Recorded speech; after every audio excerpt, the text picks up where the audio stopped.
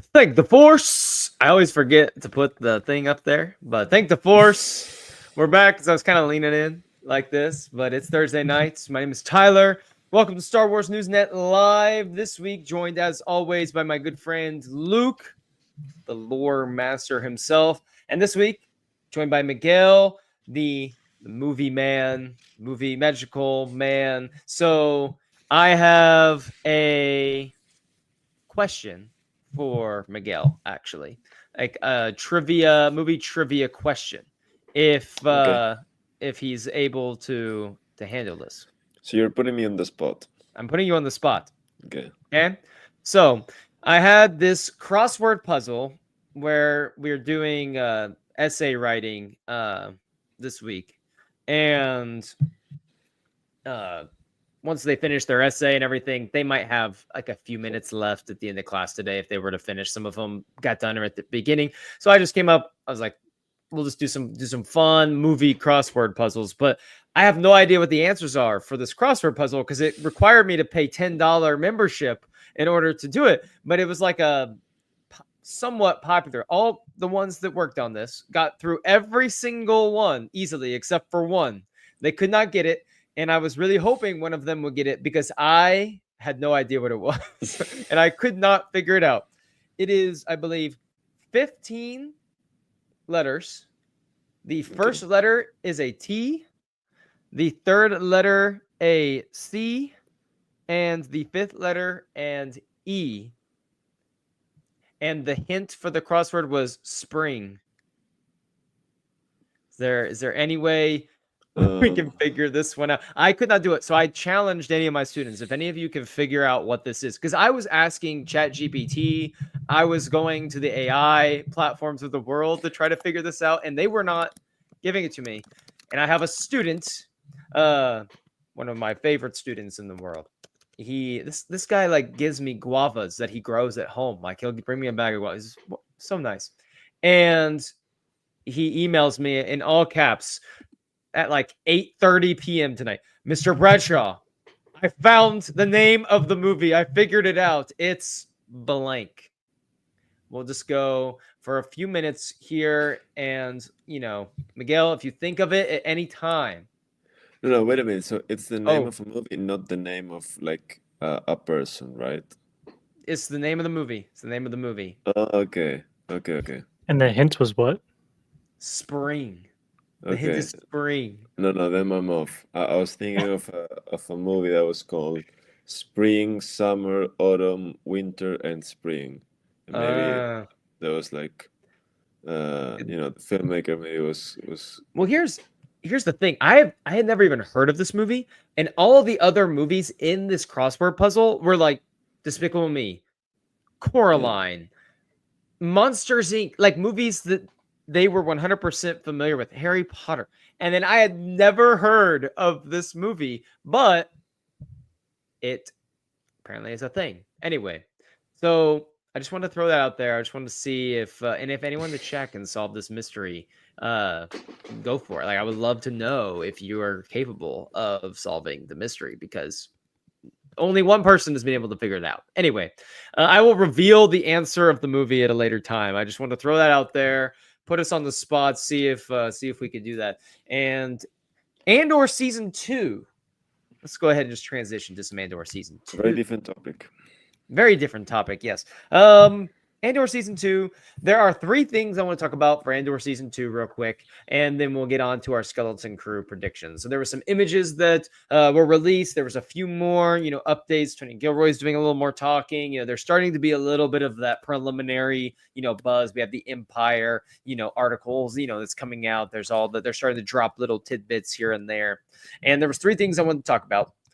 And I can't believe we didn't mention this either on the Monday pod or last week. I just completely forgot about this storyline. And that's Mon Mothma kind of, doing some sort of arranged marriage with her daughter and the guy Perrin Fartha or whatever his name is. That was, I don't remember if it was like firmly established that she was going to do it, but it seemed like that was direction that it was heading in season 1. And it seems like now it's definitely going to happen. And we're going to see the fallout of this wedding and what it's going to mean for the rebellion, but also for, her personal journey and herself at large. I'm just curious, what do you guys think about that storyline in regards to Mon Mothma for season 2? How pivotal. Yeah, this one feels the most just kind of like insane for Star Wars, because the theme of Andor feels like it's true to Star Wars, where it's like it's war, you're setting up some spies, it's rebellion, but then there's like arranged marriage, and it's like trading this for credits, and this one feels like I have really just no idea where this is going. I think we can assume that Mon Mothma ends up as like she doesn't really have her husband or daughter in the rebellion. I don't think we've ever seen that before. So like we kind of know that Lita Mothma is not really like in the rebellion in the picture later on. So I'm curious what the heck's going on with Lita. Or at least really she isn't, to our knowledge, just like anything. They could easily work this in to where she's off doing other things with the rebellion, or she's kept hidden safe somewhere during the rebellion for her own good. But Miguel, do you think that this is like Mon Mothma is painted, I think, in like a very like beautiful way throughout most of like Rebels? She's like the benevolent servant leader that is always trying to do the right thing. We even see that in we see it in Ahsoka, where she's she's the chancellor trying to do the right thing. This might be the first case of seeing her kind of blurry her own like moral lines and what she's willing to do, and really get her hands dirty for the rebellion in a personal way. What role do you think that's going to play on her just overall arc this season? Well, I mean, Genevieve O'Reilly actually talked about this to Empire. She said it's very much an agreement which has the rebellion as its driving force. And yes, it is her daughter that there's a wedding that takes place, and the consequences of and the complexities of that wedding are what will be revealed. So we will definitely see the wedding. We will definitely see the repercussions. And honestly, and maybe this answers the question, maybe it doesn't, but this has been something that also came up during season 1 is so what happens to them later, as you said, and many people I think were saying that they would actually die, and I don't think so. I don't think, at least the daughter, I don't think she will die. I just think she will be kept away from the fight.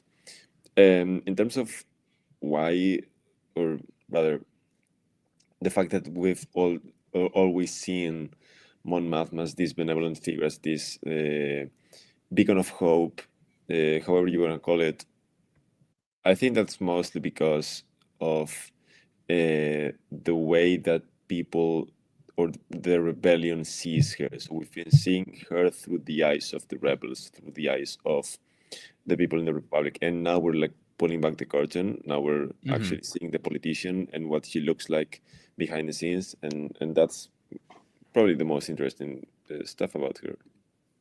And even push that further, with Lita, I just wonder, we see how tenuous and how stressed that relationship is with her mother in general. It would not surprise me at all if her daughter is easily manipulated to do something to, in Rebels, we see Mon Mothma leaves because of this Gorman massacre and all of that. Part of me wonders if we're going to see something where Lita finds out something about why she's having to marry such and such, and she finds out something about the rebellion, and she's a teenage girl that's wanting to rebel against her mom. She tells the wrong person about what's going on, and maybe just out of trying to get back at her mom, and doesn't realize just how big of a mistake that is, for her mother's safety. And suddenly you see her even siding with the Empire. Well, whether she knows it or not, almost her siding with the Empire in a sense, and Mon Mothma almost having to flee because, yes, of her political stances on things, but also because she has lost, like, pretty much her entire family, but not they were killed, but in a way it's almost worse to see your family joining the side that you're giving everything to fight against, so to speak. But that's gonna be a fun storyline to watch. I Luke knows this. I eat up all of the Mon Mothma scenes. Like give me all of the random. I love all the political intrigue that we can get in Star Wars. And because Genevieve O'Reilly is so good at what she does, I mean, that's why I'm right there with you. Like, she's such a good actor. Like, I'll take a whole show of Mon Mothma. Give me it. Hold up, let her cook. Like that's all it is right there. So second one was give me all of the mundane, just absolute mundane director Krennic rants that we're going to get. When I saw the thing about Death Star is over budget and behind on funds, and director Krennic's job is to just raise money for the Death Star that he has spent too much money on but doesn't have the money. And I'm just ready for very mundane situations where Krennic is yelling about, needing money and finance. I will say though, I saw this like today, and it makes me feel even more confident we're going to get Krennic versus Kino Loy in some sort of battle of words, or at least they're going to meet each other, because Kino Loy serves as like a direct interference to the Death Star being behind like production, and because he's basically shut down an entire prison. So I totally could see Krennic, after he just got yelled at by Tarkin or someone because they're behind on this, you need to go raise money. He's like, well, why don't we have these things? And he just marches straight to the prison where they currently have no prisoners because they all just broke out. Like, and I could totally see him confronting Kino Loy in a situation. And that, I'm telling you right now, if we get that scene, I'm going to just rewind that 150 times because it's going to be absolutely electric. Are you guys with me? Like, give me some quote unquote mundane conversation between some just great actors just throwing out some political and like jargon out there.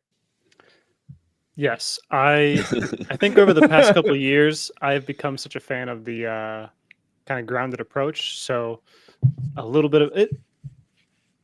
I promise it relates. I'm reading Alphabet Squadron by Alexander Freed, and I feel like he wrote the Rogue One novelization.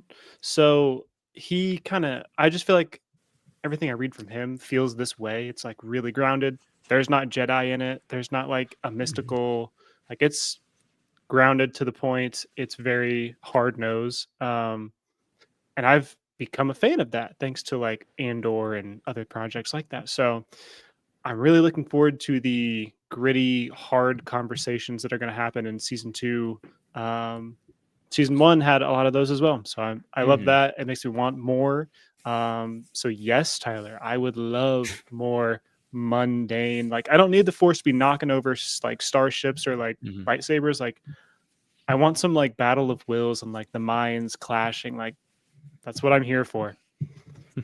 I love, there's just the way that Krennic talks to people is just so good. Like Ben Mendelsohn is just so good in that role of just giving off this pure scummy Imperial vibes, but also, you don't want to mess with this guy, but he just, the way he commands himself. Like I love my favorite Krennic line is on Scarif when the explosions start happening and everyone's just frozen and he just looks around. He's like, "Are we blind? Deploy the garrisons!" Like, I just can't wait until he marches to that prison on Narkina 5 and everyone's gone and the workers are just sitting there and he goes like, "Are you blind? Get on the assembly lines. Let's go." Like, you get some people in here. I can't wait for it. Miguel, I'm assuming you are also ready for some director Krennic in Andor season 2. Yeah, absolutely. I mean, I was just thinking that there must be a reason why Tony Gilroy decided to bring him back, because he's kind of needed, but also not strictly. Like, he's a character you could have spared if you didn't have time or need for, but they're actually bringing him in. So, and probably like in a large role, because in that Empire magazine cover he was one of 3. So he's probably, I'm not saying he will be the main villain of the season, but perhaps a larger role than I initially anticipated when they announced that Ben Mendelsohn was back. And in terms of Kino Loy going back, I have no idea what's going on with that character. Because I was really surprised when they announced that he was going to be back, and I do not know what they're going to do with him. I do not know, Mhm. but basically anything. I don't know.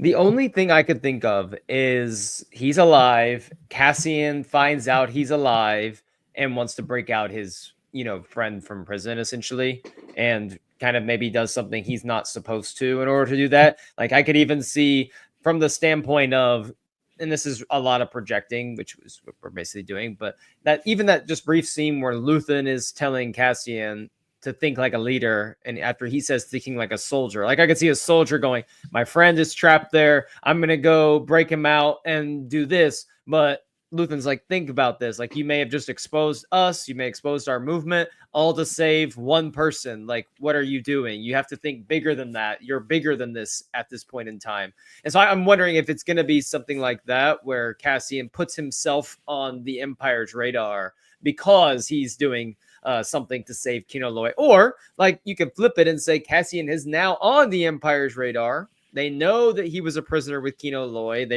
So there's witnesses of like, oh yeah, they were talking all the time, and they use Kino as like bait to try to bait Cassian. That's kind of the only way it makes sense to me that he would still be around, because I thought he had like the perfect, most poetic ending in season 1. I was like, we don't ever need to see this character again. He leads the revolt. He leads the rebellion in the prison. I can't swim, even though he knew that going in. Like this, it's perfect. Like to me, the only way you bring him back is if it's some sort of direct tie to trying to lure Cassian, or Cassian makes a mistake. But who knows? Who knows? We could get a Krennic v. Loy situation if Kino Loy has stayed on Narkina 5 and has kind of started like a base of operations there, and like Director Krennic shows up and is like, what's going on here? It's kind of just like, how could he still be alive and fit into the story? Like maybe he never left the prison. He stayed there and made it his domicile. He's running things from there. He has a team there that also didn't jump. So I don't know. That could be interesting. Or, we're thinking about like he just walked in and everyone's scared of him on program. Like he just gets everyone up and they're just like, all right, you got it. You got it. Last one for Andor season 2. You could not see some of the images that were released without honing in on the Bix and Cassian, where they're like forehead to forehead, like leaning in, definitely giving off, romantic vibes. We know that they've had a prior relationship in the past. Many expect that to be rekindled. They've hinted at that in some of the things that they're saying. It's obviously going to be incredibly complicated given how Bix is. What was the name of the guy that Tim? Yes, given how things ended with Tim.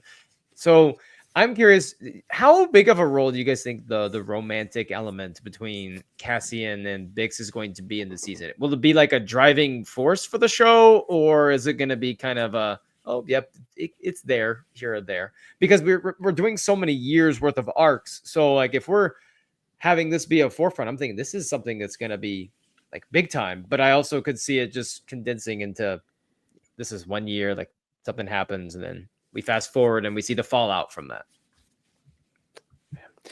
I'm thinking we're going to see it pretty underlying for the first 2 arcs. The third arc is where they will actually do something about their feelings for each other. And the fourth arc, it all blows up. It's kind of my prediction that I don't think it's going to be a main driving point for the whole season, but I think it could lay some, what do I want to say, breadcrumbs for a bigger thing, maybe at the end of the show. Right. I'm with Logan. I think it's gonna be like the whole thing for a big thing for the season. I do think that it's going to play a huge part in Cassian's arc, in that in changing the man that he is at the beginning to the man that goes into the Ring of Catherine at the beginning of Rogue One, and also, I mean, we can pretty much say that there's going to be a loss there. He is going to lose at least Bix or Luthen. So, or both, possibly both. But you have both. to at least leave it open for one. It's gonna gain Admiral Radis, and that's okay. Yeah, I mean that's true. Yeah. Oh, I forgot about Brasso too. Yeah, Brasso. I've always had my money on Luthen as the one who bites the dust, Oh, just for sure. because of how radical he is. But you know, Biggs could just go away, or she could also die. It's Tony Gilroy in Star Wars we're talking about. He knows a few ways of new tricks on how to kill off people that we think are going to die, and just tremendously heartfelt and gut punching ways. So But I'm this is also expecting. why I think that Mon Mothma's daughter is not going to die, because there's already going to be like killing off Too people much here is going to be the carnage. easy way out. So there has to be a more No, I agree. complex way to get them out of the storyline. No, I would agree with that. I agree with that. I think that Luthen Bix, yeah, they're gonna bite the dust. All right, last thing, and this is subject to change. I will allow you to change this, revise this as many times as you want before Andor season 2. Give me one name. What character are you looking forward to most to see back on your TV screen for Andor season 2? This can be just for fun, or it could be like, I want to see this arc, or this character is just fun to watch. Whatever you want. Luke, one character that you're looking forward to most for Andor season 2 right now, as of November 21st. I stalled as long as I could. You have to give me an answer now. All right. Well, it's Luthen Rail. He owns every single scene he's in, so I want to see a lot more of this character and how his story ends or might not end. I'm really curious what the end of the show is going to hold for us. So yeah, Luthen Rail is amazing. I want more of him. Luthen, as of now, still alive for my mission of the month for August, because he is not dead yet. Miguel. I was gonna go with Luthen, so I'm gonna go now with Bix. Basically, because in season 1 we didn't really get to see a lot of her that wasn't Bix being tortured. So let's see what she is like in the actual fight against the Empire and building out the rebellion. So what she can actually do and bring to the table. I'm excited to see her. I love all of that. I can't wait to see it all. Mon Mothma right now for me, just because Luke knows I rant and rave about how awesome Genevieve O'Reilly is every time I love a Mon Mothma scene. But I will say I am probably looking forward to watching how Deetra dies. Most importantly, like, I want her to die or get sent to some sort of like horrible like Mines of Kessel job or something, because she does so bad. Like that, I cannot wait to watch that happen. So let's go ahead. We have a Star Wars show starting in just a couple of weeks. It is kind of crazy that December 3rd has snuck up on us, I feel like, because I honestly cannot believe I'm leaving for Thanksgiving break here in the States for a week, and then the holiday season is going to be right around the corner. Like, I can't believe it. So we have a new Star Wars show happening in a couple of weeks. We will not have a live show next week because of the holiday season for a lot of us. And that means the next time we are here, we will be talking about the, I believe, 2-episode premiere of Skeleton Crew. We have a list of the directors for each of those episodes. John Watts, David Lowery are directing episodes 1 and 2, respectively. We have an 8-episode series of Skeleton Crew. We have lots of different spots that have been teasers that have been dropped over the last few days. I think they dropped like one a day this week of like a little bit of different footage here or there. Luke, Miguel, I want just some final takeaways from the footage, and then we'll start, firing off some predictions here. Anything of note that you took away from a couple of the fun teasers this week? Miguel can go first. Okay, I'm gonna go with the. I guess you guys are gonna go for like the storyline based takeaways. I'm gonna go for the marketing takeaways, which is I think they were really pushing the kids at the beginning, and now they're really pushing Jude Law as the lead of the show. And I'm interested in knowing about the switch. Like, was that because they thought that Skeleton Crew was not really delivering on the excitement as they thought? Is it perhaps this was always the plan to promote them, the kids first and then the adult? What's going on? I'm guessing that they want people to rally around fire this holiday season and watch this show religiously. So perhaps they just wanted to appeal now to the adults instead of the kids that we were saying earlier. That's been one of my biggest takeaways now. But I'll let you go ahead next. Okay. Luke? I think something that's piqued my interest has been Star Wars themselves, even kind of playing around with like, Jod's there to help these kids, right? And there's kind of this line of like, well, is he gonna screw him over? Is he gonna like take advantage of the situation that they're in? So my interest is piqued on how much he's going to help them or how much he's going to make this a self-serving mission. Right. So his role with the show has got me interested. And just the fact that there's, the Star Wars account itself is kind of like being coy about it and playing with us. So I kind of enjoy whenever we get a little bit of lively interaction from the people behind the screen.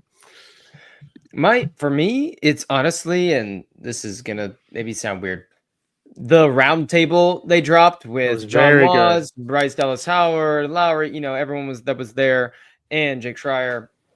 And I love it when they do those. Like one of my favorite things they've ever done was those gallery episodes for, season 1 of The Mandalorian. Then they do, where they sat down, all the directors sat down, some of the actors sat down. They talk about what it was like to make the show. And, it felt like with The Acolyte, we had, Leslie Headland was out there a lot. And then, Filoni would sit down, but it wasn't like we sat down with this big team. We had, obviously this was only a few minutes long. But I wonder if, how the show's going, if they got all these people in the room, there has to be even maybe a little more to the conversation that took place and or other conversations. Like I wonder if we could get a little bit more of those, because I love the fact that these people are all willing to put their faces out there. They're going to sit down, they're talking about the show, and it does seem like these people, I like John Watts talked about how he's known Bryce Dallas Howard, Jake Schreier, and them since he was 18 years old, and they went to school together, and there does seem like a sense of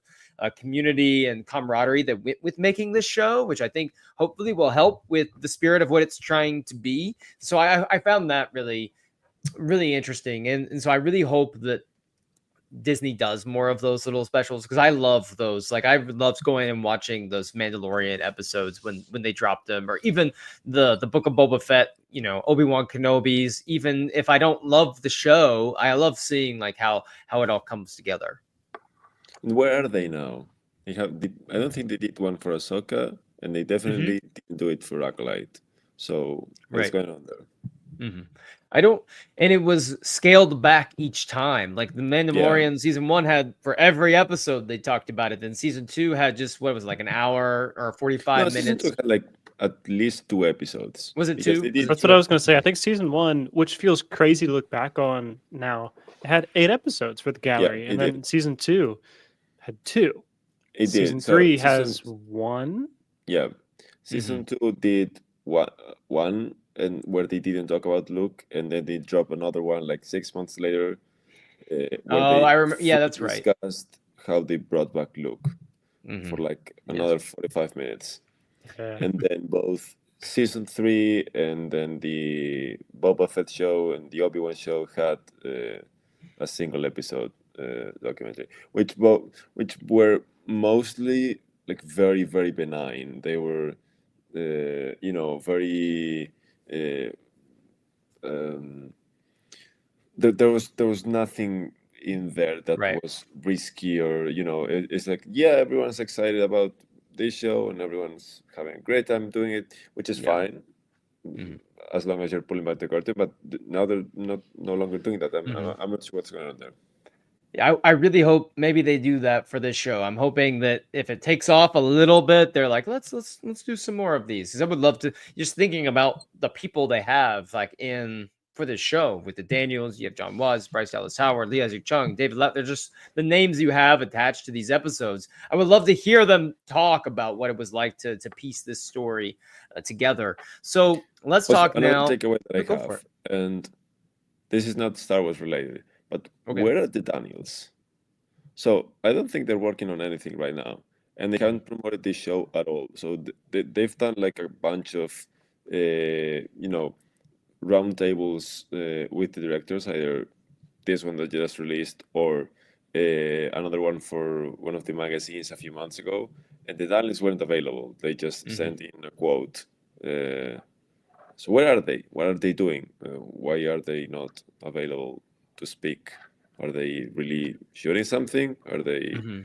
I don't know. According to Google's AI, which is known to make mistakes, they are saying that they are have a untitled film scheduled for release on June 12th, 2026. It's their first of their, so there's that, but that don't know anything about that.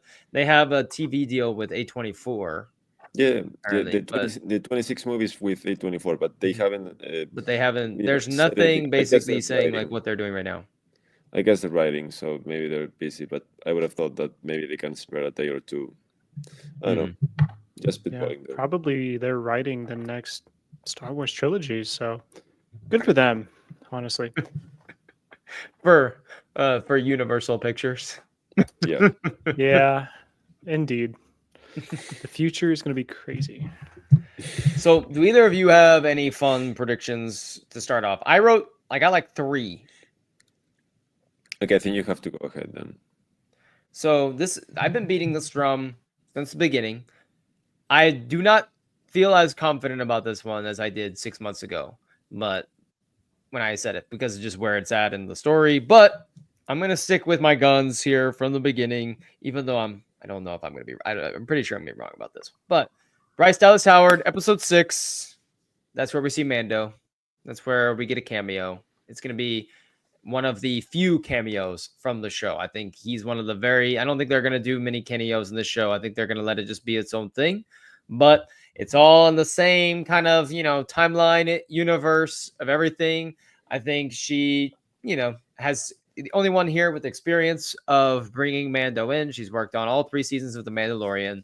And correct me if I'm wrong, did she direct the episode of Mando with Book of Boba? Was that her as well? Yep. So we have basically anything attached with Mando, she's been a part of on TV. So I'm thinking episode 6, Skeleton Crew, a couple minutes, maybe Mando helps them out of a bind that they're in and helps them on their way. She said, to quote her episode in one word, would be friendship.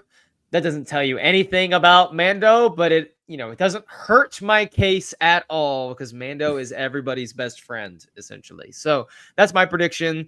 Number 1. I've been saying that ever since we found out she was directing an episode. I'm like, it's taking place in the Mandoverse timeline. It's all in this thing.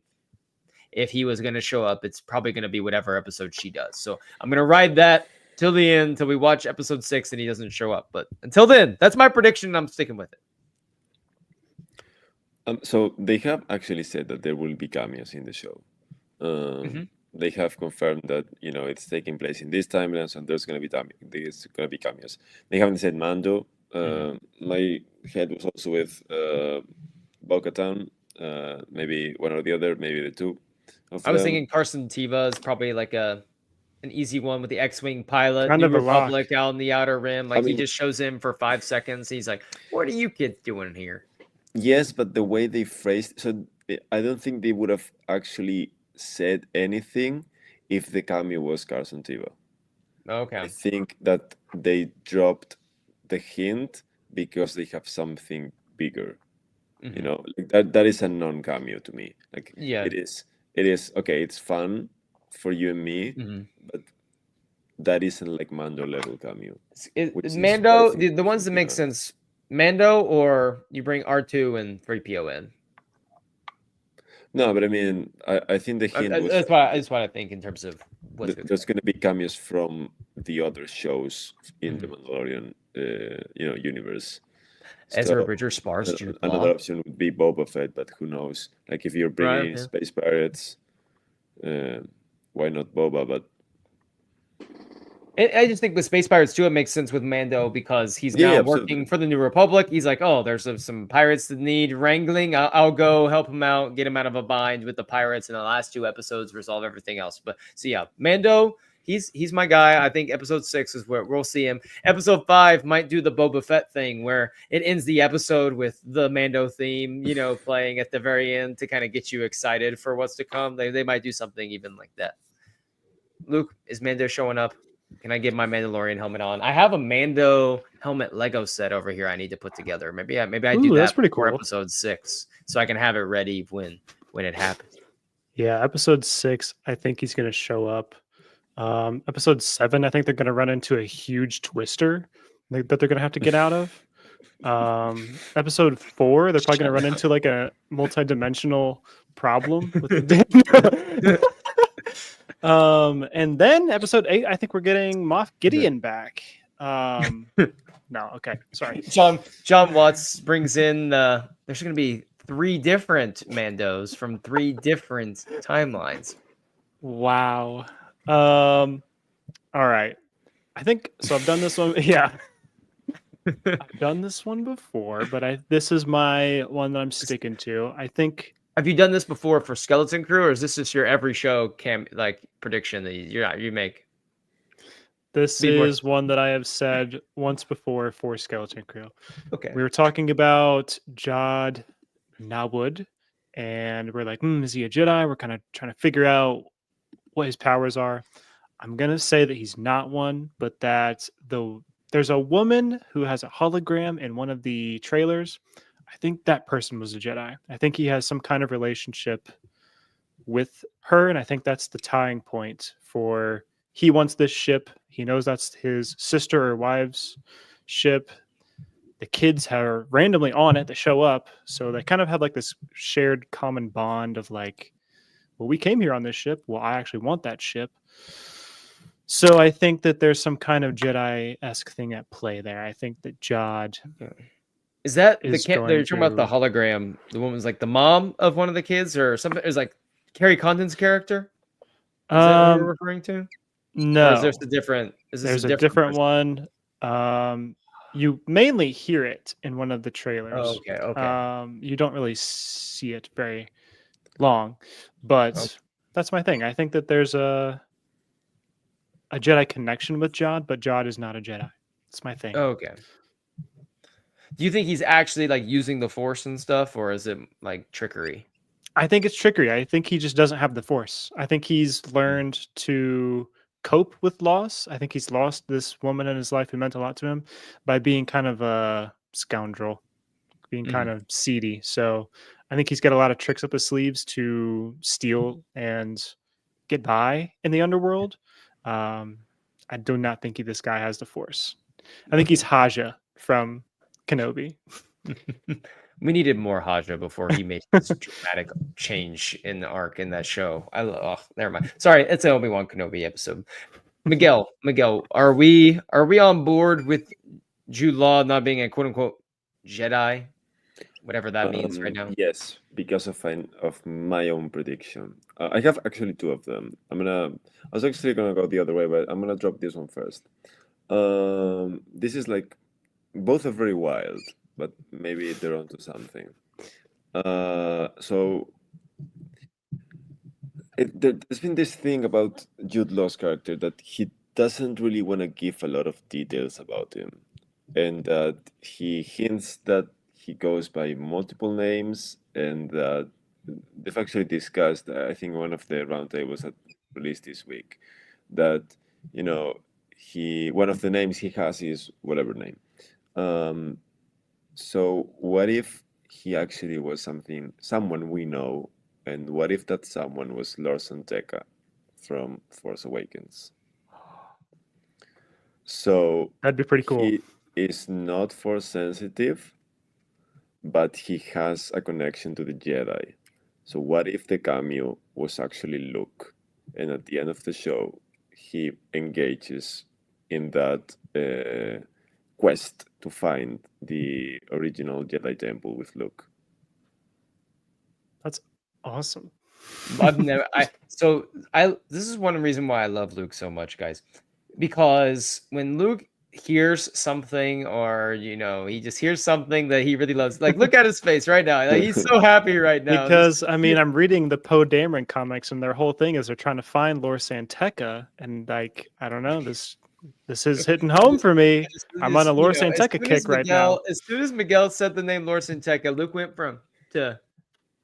And then you said, and then they said, then Luke is the cameo, not you, Luke. Sorry, but Luke Skywalker. No, is Lor the cameo. Santeca was like, and they're like. Also, Luke, Yeah. I forgot to tell you, one of my students said he has like, who's that guy that's always on some of the shows? Like, his name's Luke. Is like, is he like super famous? Like, I feel like he's famous. Like and I said, what makes you say it? And they said it's his aura. It's his. Okay, I'll take it, but I'm not famous. Thanks, kids. You're famous. Depends on the circles. Depends on the circles. Hey, I'm ranked 50th on Xbox for Battlefront 2, so 50th in the nation. Let's go. You might know me from the circles. No, I'm kidding. Anyways, Lor Santeca is a pretty big part of Rise of Kylo Ren comics. So... You're about to say Lor Santeca is like a really big part of my life or something. That's what you're about to say. He is my favorite Star Wars character. My heart. He's my number one favorite Star Wars character. I actually love that theory, though. But I mean, that's really good.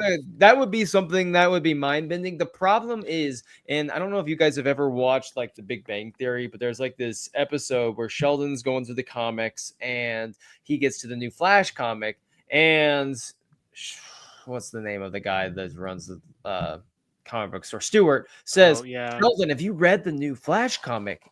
It's gonna blow your mind. And Sheldon goes, oh, you just freaking ruined it for me, Stewart. And he's like, what are you talking about? He goes, you told me that it's gonna blow my mind. Now my mind is pre-blown. It cannot be blown again. Like, and I'm thinking now that Miguel has set the stage for this. That if this were to happen, I'm gonna get on here and be mad at Miguel because like your freaking prediction was too good. You were too in the zone, too in the pocket here. This is a moment where we got to like, hold up. Don't let him cook, because that would just I would be like, oh man, but still. So here's where I throw it back to you, and then I would be angry with you because I actually do not like doing these predictions because sometimes you get it right and then it ruins it for everybody. I remember during the Acolyte into doing this show where we're gonna do these predictions, and now I have to just let it out. We were wondering, like, what's gonna happen to all these Jedi that have seen Darth Teeth, and I was like, I think it's gonna be kind of like a Rogue One of the Jedi. They're all gonna kill him. I remember both the people on the show were like, "No, that's dumb. That's not gonna happen." Maybe not that harsh, but did everyone die? No. Just about. Osha is alive, okay? Thank you very much. And they're both alive. So whenever I think of like prediction shows, I'm like, you know what? I actually got one of those right one time. The one time I got one thing right. You go watch that clip every night. I got this one right. Like, you get that one. Saved my photos. That Tensei, he's got it looped. If he needs it. Oh man, I love a good prediction gone wrong. I think that's like my favorite. Is like, who can have the best prediction? Like the best worst prediction is like it's incredible. Like I love it because then it's like you don't remember everyone else's crappy predictions that never came true. You remember that one person who had the most outlandish prediction that sounded amazing, but it could not have been further from what happens in the show. Like we talked. Like, I always go to the Acolyte Beyond with our friend Casey. Like, I was gonna say you got to bring that up. Or I remember, like, I was convinced. I was telling every single person I knew that Snoke was going to be Darth Plagueis for the longest time. Like, I was so locked in on that. Like, his body's morphed. He's got the scars. He's training Kylo Ren, and I was telling every single person. I was shouting it from the rooftops, and then he gets sliced in half about an hour and a half into the next movie, and it didn't go so well for me. But no, Lor Santeca, bring it on. I just, as a Shadows of the Sith novel fan too, seeing a little bit of Lor Santeca there. Luke being a cameo would be pretty crazy to have in at the end of the show. Like that would be something, even though like it's one of those predictions that you're saying right now, but I am still, in all seriousness, I'll watch this show and I'm 100% not expecting Luke to show up. Like that's like, to me, it's like the 99th percentile of bold predictions would be Luke Skywalker to show up in this show, because it just doesn't feel like a Luke Skywalker show. But I would lose it, and I would buy you a candy bar of your choice, Miguel, if Okay. Luke shows up. That's fair. We can do that. I'm okay with that. So I have another one, and this one is like not really something that is able to be judged maybe from a empirical lens, but I am predicting that SM-33 is going to be the new droid sensation of Star Wars. I think he's going to take off a little bit. I think that there's going to be some level of people kind of, oh, we have like this weird, like battered, broken, smashed up, very K2SO meets Chopper kind of mouthy, open to killing everyone droid vibe. Like, I don't know. I have a feeling that, I think the adults in the room are going to really like him. I think he's going to appeal to the kids. I think we have a new droid fan favorite on our hands, like a sleeper. Obviously, Neil is going to be the, oh my gosh, he's so cute character. Like, let's hope Neil's going to be okay. But I think SM-33 is going to have some killer, low-key fan favorite potential. I think that's accurate because he's going to be quirky with his dialogue, but also we've seen that he like packs a punch. Like, he's going to be able to protect the kids, but also like kind of annoy them as well. So I think he's going to fit right in the pocket of like campy kind of just weird characters that are in Star Wars. I think he's going to fit really well into Star Wars. I am not buying it. You're not buying it? No. You can't tell me. Come on now. You watched that scene with the kids, and what's her face convinces the droid that she's like, look at me. I am the captain now. Like, she does the whole thing, and then he's like, captain. And then the kid next to her is just saying like, what? I wanted to be the captain. He goes, you do have the right to duel the captain to the death for the rights of the ship. And he's like almost encouraging it. Like, come on, this guy, you gotta own up, Miguel. This guy's gonna steal your heart before it's all said and done. This is why, okay, Star Wars has been trying to make another lovable creature happen since Grogu, and it's never happened. They tried with Lola in Obi-Wan, who was cute for a couple episodes, but nobody remembers anymore. They tried with B2 Emo in Andor, who also nobody remembers anymore. And they tried with the Acolyte droid, who literally no one remembers anymore. Pip. Yeah, exactly, Tyler. You made my point. You were making the face of I do not remember that name. Well, no, I don't remember Pip. I forgot about Pip for a second. No, but here's the thing. They were all cute and cuddly. SM-33 is anything but cute and cuddly. He's very different. He's literally the exact opposite of that, because he's about to fall apart and his voice is all raggedy, very scruffy.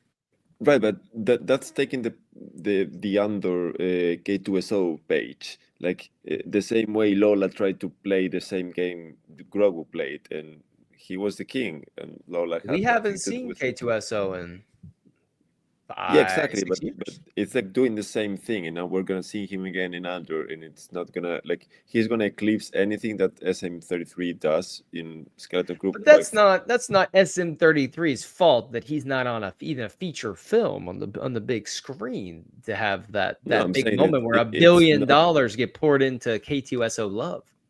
but it's not gonna make the same impact. Oh, It will not. if you told, I wasn't trying to say he was going to have the same impact as K2SO. I just think he's going to be the next droid sensation, which we haven't had But one. what does that mean? It means that he is going to be the most popular Disney Plus Star Wars droid. They also tried this with Dio in Rise of Skywalker. That they do this all the time with every single show or movie that comes out since K2SO, and they have never worked except for Grogu, who and was it's about to, and it's see this Which is why are it's a those good, even in the this is same why it's a character? good bold prediction, Talking because it's about- about to work. We're talking about all of these characters we just talked about are droids, and then Grogu is like famously not a droid. So Yeah, but I feel like we're kind of talking about different things here. It's true, so that makes even more my point like even better. So move Grogu aside, they've been trying to make these new droids happen like the next big thing, and it's never happened since 2016 in K2SO. It didn't with Dio, and that movie also made $1 billion. It didn't with Lola. It didn't with Pip. It didn't with B2EMO was kind of close, but still not enough people watched Andor to say that was the next big sensation of a droid. So I'm saying I understand that it's a bold prediction. I'm just saying I don't think it's gonna work. I'm doubling down on this so hard. You're gonna see me. I'm gonna create a burner account for SM33 and just see how many I could help you followers out we with can that. get. Luke and I just created the SM33 next week, 2 weeks from now. Miguel, there's an SM33 account. It's got 20,000 followers in 2 weeks. Can you believe it? What? It's the next sensation. It's just me and Luke creating account after account. It was like when Netflix, there was like that Netflix meme where it says someone watched like 100,000 hours of Return of the King or whatever it was, like just on nonstop. They were concerned about this person. They just have Return of the King on nonstop. We're just we're automating Twitter bots to go follow the SM33 account. So what about? Oh, sorry, I don't want to. I'll hold off on my final prediction. But you guys got one. You guys got one. You got another one. You got another one brewing.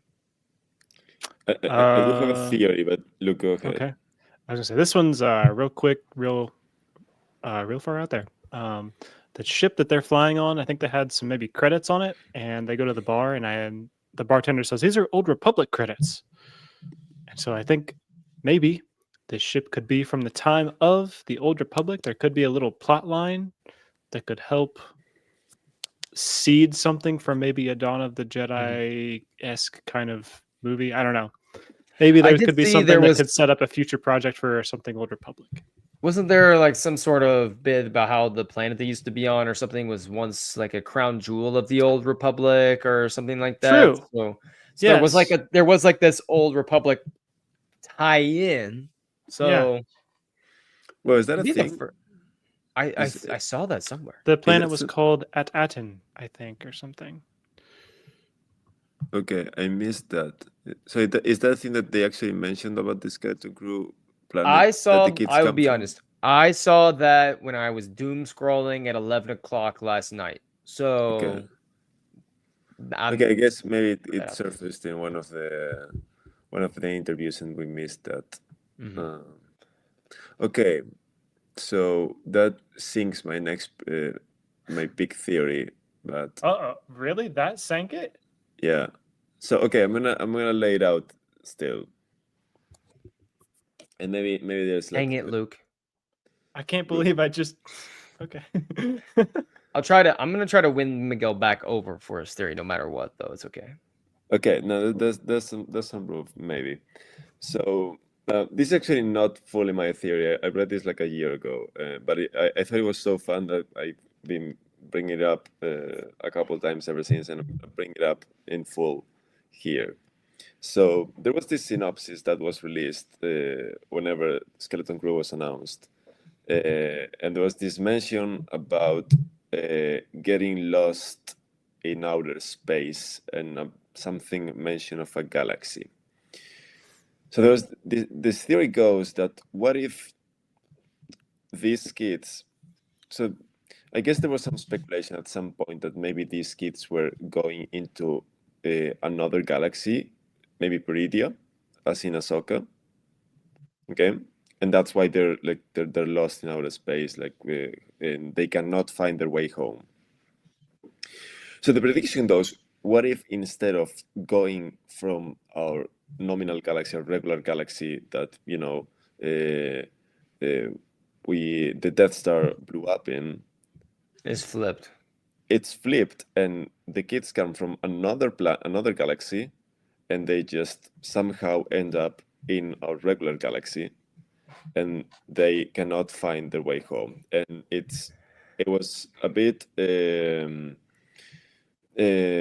There was this line in one of the trailers, I think. Oh no, sorry, it was in a report from StarWars.com that said that nobody has heard about the kids' planet. Mm-hmm. nobody knows the kid's planet. So what if it's actually because it's not in the galaxy? So if you're telling me that there's an actual lore about this planet of origin, maybe this isn't true anymore. But what if these kids actually come from another galaxy and they actually create some portal to a different galaxy that they can explore later on in some other shows or stories or whatever. I would love that. Does sound like the planet does have some lore, which I think my final theory ties into the lore a bit here. With I think that there is some sort of just really underlying creepy cult-like thing going on their home planet where they have changed the name of the planet essentially. Like long ago the planet's name was changed, and they keep bringing people into this cult. You come here, you never leave sort of thing. It's very mundane. Like it's really like this. There's something really creepy going on to where like Jude Law's character wants to help the kids because he knows where they're from, and he's trying to get back to that place because he escaped maybe, but like the person he loved or whatever chose to stay behind, and like that's where he was kind of like really heartbroken and everything. But he wants to get back to get that person out, but he doesn't know how to get back because this place for whatever reason is just always eludes other people, eludes outsiders. They don't, and that's why the parents are so worried about sending a message out to their kids that are gone, is because they're not supposed to make any contact with the outside world. It's like one of those just really creepy cult-like community type things that's taken over. That's like my prediction, because they keep saying, like Goonies vibes, like, but there's some like creepy underlying stuff in like Goonies, and they even mentioned like even Stranger Things type vibes. It's not going to be as dark as that, but Stranger Things has some creepy stuff going on for sure, even in the first season when they're all like super young and everything. So I think the creepiness is going to come in with their like home planet, and what's going on there is gonna, like, you're gonna see the kids' eyes open up to some degree to it, and they might not go back home at all. They might stay with Jude Law permanently and go on like another galaxy adventure because they're like, oh my gosh, we don't want to go back home to this. I don't know. I could see that. I think something else that bolsters that is, I don't know if it was during the roundtable or an article that I read, but there was mention of like in the show, there's going to be a scene where the kids, they've got like a comic book or some kind of like thing where they're looking at Jedi history. They like know of the Jedi, but like when they power up, they're like playing with each other. They power up their swords. They like make the wrong noise purposely. Like the writers did that because these kids like have no idea. No one knows anything about really the outside galaxy or like anything off their world. So I think that plays in. I think that is going to make sense. There's some kind of like, I don't know, like the planet seems like an attempt to make a alternate reality or some kind of weird thing. I'm all about it. I'm here for it. I'm ready for some Star Wars. I'm like, and I think this will be a nice, just chill vibes. Like I'm going to go on. It's not going to be one where I'm, with like a Mandalorian, like Ahsoka. I was like, everyone, shh, it's time. Like, put it on. Like, let's go. And this one's going to be the more like, all right, it came out. I'll get to it this evening. Are they doing the nightly releases for this, or is it the 3 a.m.? Is the nightly releases? Yeah. So depending on my schedule, I'll probably be that. I'll probably be rushing to the TV. Let's be honest. Like as soon as it comes on, like, let's do it. But we'll see. You never know. Holiday season can be a bit. Miguel, are you curious what the movie title was from our trivia question at the beginning of the show? You should have given me a hint halfway through the show. I don't have any other hints. That was it on the crossword. It was spring. That was it. That was it. I did not know. But you know the title, so you should have given me. I've never heard of this movie ever. Okay. So can you remind me the Tuck the Everlasting? Excuse me? It's Tuck Everlasting. You ever heard of this? I've heard of the book. I kind of forgot that was a movie. No, they didn't make the movie, and it's about like the eternal spring they find or something. I mean, yeah, it's about I haven't read it, but I think it's about a person who but lives the poster forever. Looks really creepy. This is actually Skeleton Crew. It's actually Okay. Jod so Nawood has I- actually been alive forever. He is Jod Everlasting. No, so like Tuck Sean Everlasting. So Tuck Everlasting is the movie. So like my I would have student, never guessed it. he emails me in all caps at like 8:45. Where he's like, Mr. Bradshaw, I found it. It's Tuck Everlasting. I found it. He's like, because he wasn't even. This was fine. He was writing his essay. He wasn't even doing the crossword. He just overheard the people doing the crossword. And he was like, I want to solve this puzzle. So he goes, Mr. Bradshaw, may I have one of those crosswords? You know, I like to tinker. I like to do with little word search things like that. So I like to fiddle around with it. I was like, if you can figure this out, I will buy you a candy bar of your choice or something because I could not do it. I couldn't figure it out. So he earned it. I don't care how some of the students were trying to get the answer on the website, but you have to pay a $10 like fee to like access all the answers for the crossword puzzle. It's so dumb. And I'm like, there's a Mr. Bradshaw, can you do it? And I'm like, I'm not spending $10 on this answer. We can figure this out. And so I'm happy. I just hope he didn't actually get his parents to spend $10. That'd be. But even if he did, that's even greater. Like he got his parents to buy a crossword puzzle answer. That's incredible. So Skeleton Crew predictions, 2 weeks. It will be weird not being on with anyone with you guys next Thursday. It'll be weird. I'll have to make do without Star Wars News Net Live next week. But thanks for hopping on, everyone. We have some fun announcements coming up soon for what we're going to be doing during Skeleton Crew and beyond. Probably be sharing that here in the next week or two. So this is going to be exciting. Miguel, always a pleasure to have you on, sir. If you guys missed our conversation with Miguel, go check it out.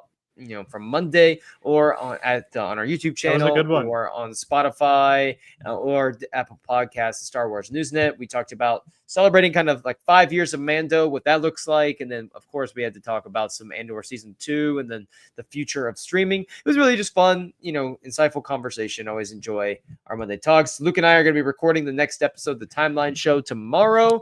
We're going to be going through the first 5 issues of the High Republic Avengers. So I'm looking forward to that. Janelle canceled our plans tomorrow, Luke, so I'm available whenever you want me to be tomorrow for some High Republic talk. So I'm at your beck and call tomorrow. Just send the bat signal up or send the For Light and Life signal up, and I will be there. Everyone, thanks for tuning in. We will see you later. Remember, everybody, Star Wars Newsnet for all of your Star Wars things, everything. Come on.